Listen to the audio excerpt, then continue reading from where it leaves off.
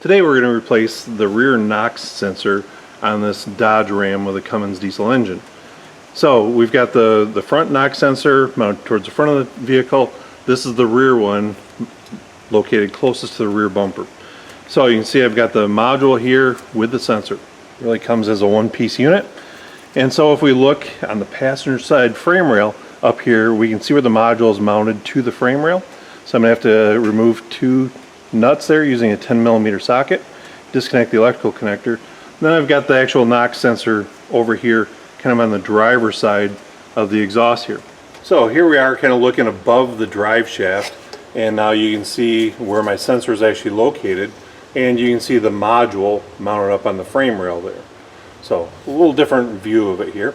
And next thing I'm going to do is actually take my oxygen sensor wrench, or 7/8 crow's foot, and I'm going to get a firm grip on this and remove this, as well as disconnect the electrical connector and remove the two 10mm nuts. So again, here we are at the sensor, and I'm going to take my oxygen sensor socket along with my 3/8 ratchet, and I'm going to break it loose. Fortunately, as you can tell, it's a relatively new model truck, and then I can spin this loose. Now, some other vehicles where there's a little rust, I'm going to have to apply a little heat to it to get it off here. But basically, I'm just going to thread this out, and you can see I've already got the wire unclipped from a mount up on the frame rail there. So I'll thread this out, then I'm going to go over to the module and disconnect it and remove it from the frame.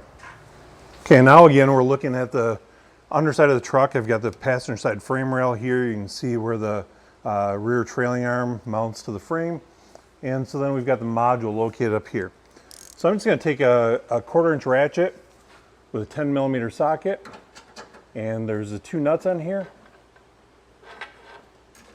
And again, these come relatively loose quite easily. So crack them loose with a wrench, and I'm just going to, with my fingers, spin them off the rest of the way here.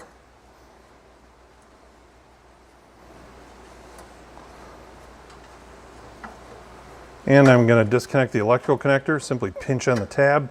There's no additional locks on there, so see I got that out of the way pretty easy. And again, hopefully your exhaust is nice and cool. This one's a little warm here. So you have to use caution, but you'll see once I get the nuts off, the module drops down, and I can pull the sensor back from around, and here we go. We've got the old unit uninstalled. Now we can go ahead and install our new one. Okay, now we've got the old unit off. I've got my new unit here. And so you can see I've got this plastic protective cover protecting the threads, and there is a little bit of anti-seize on the threads of this unit. And so I'm not going to install any more than that. But basically I'm going to reverse the process that I used to remove it. I'm actually going to install the sensor part of it first. You'll notice on the new one here, the threaded part actually does spin free, so we don't have to worry about twisting the wiring here, but it's still a good practice to go ahead and install this first. Then we're going to go ahead, install the module back on the frame rail here. We'll make our electrical connection. Going to double check any trouble codes, clear them if they're previously set, and do any rerun procedures required by the manufacturer. And we're going to verify that our job is complete. Hopefully now you understand what it takes to replace the rear NOx sensor on a Dodge truck with a Cummins engine.